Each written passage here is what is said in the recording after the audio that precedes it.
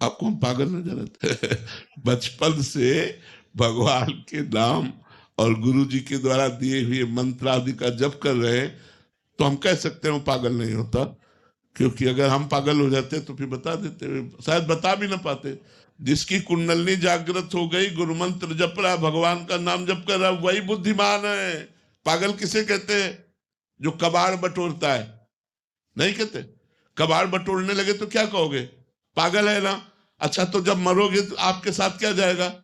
न मकान, न बैंक बैलेंस, न पद, न प्रतिष्ठा। तो कबाड़े तो बटोरा यार, कबाड़े तो बटोरा, बेकार की पूरी जिंदगी कर दी। अगर राम नाम जप किया, राधा नाम जप किया, कृष्ण नाम जप किया, ये धन है, ये आपके साथ जाएगा, वास्तविक धन ये है, और तो सब व्यर्थ का है।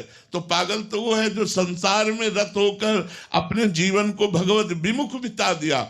विद्वान, ज्ञानी, सुजान, महात्मा वही है जो अपने जीवन को भगवान के नाम चिंतन करते हुए समाज सेवा में बिता दिया।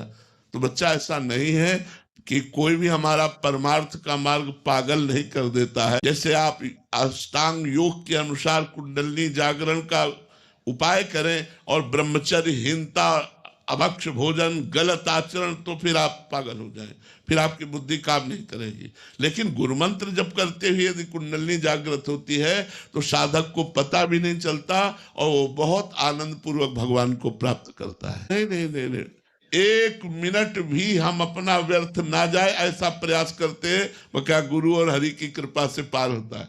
तो ये कोई ना सोचो, ऐसा नहीं है। हमें लगता है कि जितना चतुर भजन करने वाला होता है उतना और कोई चतुर होता ही नहीं।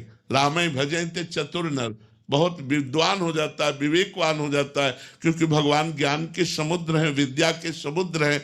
तो हमें लगता है बच्चा, आपको ऐसा भ्रम नहीं रखना चाहिए, डरना नहीं चाहिए। खूब भजन करो, भगवान आपका मंगल करें, अमंगल हो ही नहीं सकता। हमें एक भी आदमी दिखाओ जो भजन करता और उसका अमंगल हो गया हो। भजन करने वाला तो ज्ञानी हो जाता है, महाज्ञानी हो जाता है। भजन करने वाले से तो बहुत अच्छे अच्छे कर्म होने लगते हैं। वो समाज का सुधारक बन जाता है, अपनी सुधार क्या, समाज का सुधारक बन जाता है। हमारा पूरा जीवन हो गया अधिक भजन करने में।